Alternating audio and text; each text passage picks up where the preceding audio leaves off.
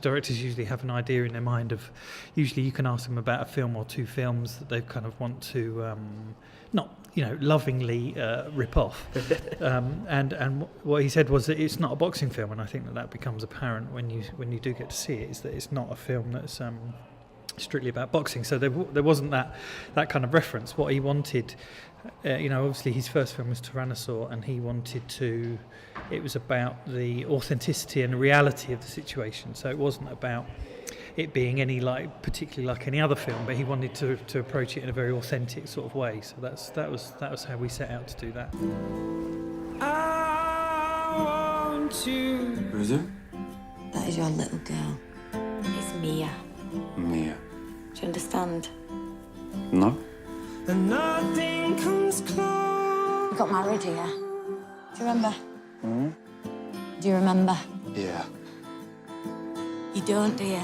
Don't tell anyone, but we'd often finish quite early because that was the beauty of that. That's unheard of. Yeah, because he'd go, well, we've kind of done it, and you'd go, well, we could do another one of those, and we could do another one of just so you've got some extra stuff, and he'd be like, well, no, I think it's not going to get any better, and so we'd go, okay, we'll off to the pub. we'd go home, which was great. So it kind of worked out. It's good. You started your feature film career with Ben Wheatley on Down Terrace, and it's another kind of director, I imagine, who's very hands-on and wants to work closely with Absolutely. you.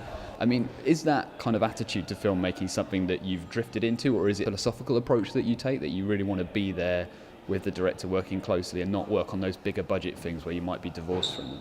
That's interesting. I think I love my background, and I think it's kind of that it's got me where I've got. I don't regret anything that I've done in terms of, I guess I kind of started relatively late, but I came into narrative filmmaking in a bit of a sideways way, because I was a TV cameraman for a good few years, and doing all sorts of different things. I like doing lots of different things, and I try and do that when I'm doing, in terms of the subjects that I get to choose now. I like to, don't try and stick with anything that's completely gritty or things that are too, I like every project to be as different as possible. It means that you get to work with lots of different people on lots of different stories. But my background is instilled fairly recently, is from a low budget and very hands-on and moving relatively quickly, because you're stuck with real locations, and it's not studios, and you haven't got much money and you haven't got much time, and so there's a certain methodology to that, and I love that. But also, as I'm going along, I'm getting opportunities to do different sort of projects. So I am doing bigger studio sort of stuff, and they are different, but they're not. They're kind of essentially the same. Even on a very big set, and I did a really big show last year that was based at Leavesden, and that was a real, it was a joy to do. I was very lucky to get involved in that. And essentially what it is still sort of 4 or 5 people in the middle of an enormous studio, that we're still doing the same thing. You're still trying to tell a story. You're still trying to the basics of film grammar, using the same kind of kit. And what happens with those kind of 5 or 6 people just happens to be wrapped in a load of CGI and VFX and grip and beautiful 360-degree sets. So it's kind of the same thing, but just on a different scale. We won't last 5 minutes if the Germans attack. You'll stay where you are for as long as you can. When's it expected? Day after tomorrow. This waiting is like being summoned to the headmaster. They've sent us here to die. I really pride myself on kind of making relationships with actors and being very close, and them using the camera as something to react to, as a witness to what they're doing, and obviously that's different on all sorts of different stories and approaches, and that can depend on all sorts of things. But I love operating, and I love interacting with cast, just kind of witnessing what they're doing, but also being almost like an unspoken character. I think with Journey's End, it was very conscious. Son of Saul was a big influence on that, and which is a very, very immediate very, it's all based around the reactions of one person, and you're kind of within their space at all times. You kind of never ever leave that, and that was really where all of that came from. And it ends up meaning that it's very experiential, and you feel and immersive, and so there's an unrelenting. So you're always in their world. You never stand back and get a chance to look at the broader picture. And that was what we intended to do. I think it worked. Hopefully it worked. Talking about that relationship between you and actors, it often seems to me that a DOP kind of acts as a translator between those two disciplines, if you like the kind of very techie side of filmmaking, which often feels removed from the acting profession of feeling a moment. Yes, I mean, I think that everyone is different. I mean, every director's approach is very different, and then every relationship between a DP and a director is very different, and then every story is different. So there's lots of elements that are at play.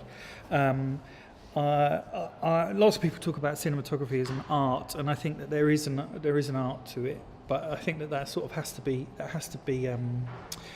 to come from an agreement between the DP and the director, because if the director is kind of not interested in pictures as much, and as again everyone is very different, so you're always negotiating that relationship.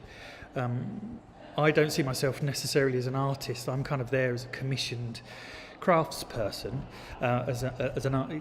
Like you say, is that kind of bridge. So you're an artist craftsperson. So as an artisan, you're a commissioned craftsperson, because you have to have that embedded technical knowledge, but also you're there as you're working with actors and responding to the story and the narrative and trying to tell the story in the best way.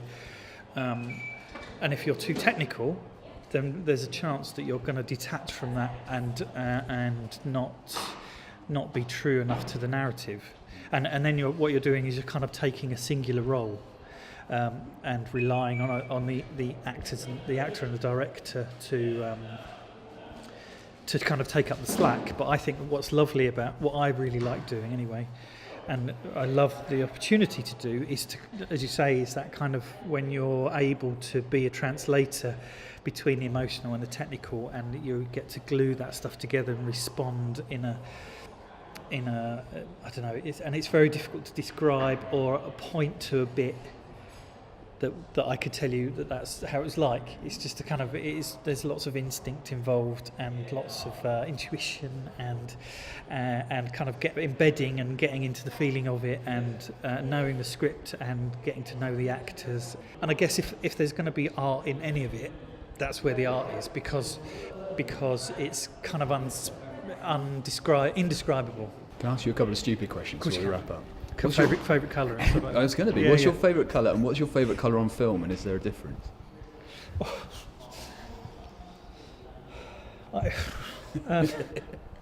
don't have a favourite colour. I'm wearing quite a lot of black because it makes me look thinner. I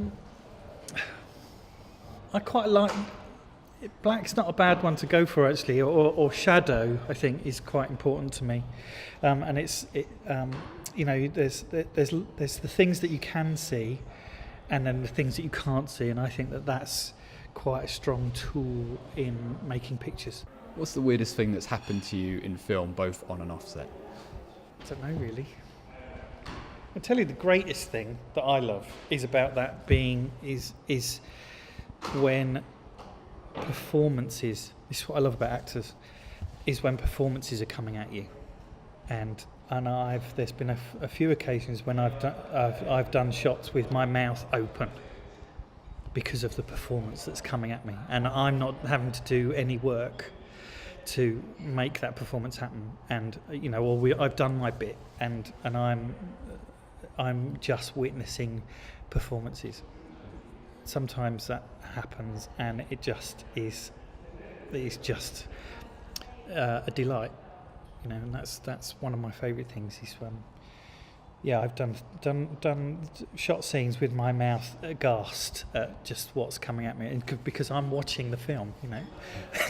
Also, the kind of fragileness of that moment, right? Because I was listening to an interview with Paul Thomas Anderson where he was saying that he obviously is working with people like Daniel Day-Lewis who deliver those moments fairly regularly. But he can't help himself but laugh on occasion and react in a human way. I laugh quite a lot, which is quite. In fact, I could point them out, especially in Wheatley films, which I get in trouble all the time for laughing, either out loud or just wobbling the camera. All that art you've destroyed. Yes. But there's Ben must have a knack now of working around them. But I do get in trouble a lot for laughing. When it's funny, that's the problem with shooting things that are funny, is that I can't help but experience them. And so there's a shot in Kill List, actually, Michael Smiley, who just makes me laugh just by being Michael Smiley, really. So some of his ad libs and improvisations are just hilarious, and it's not my fault. But there's a good few wobbles in Kill List that are because he's made me snort with laughter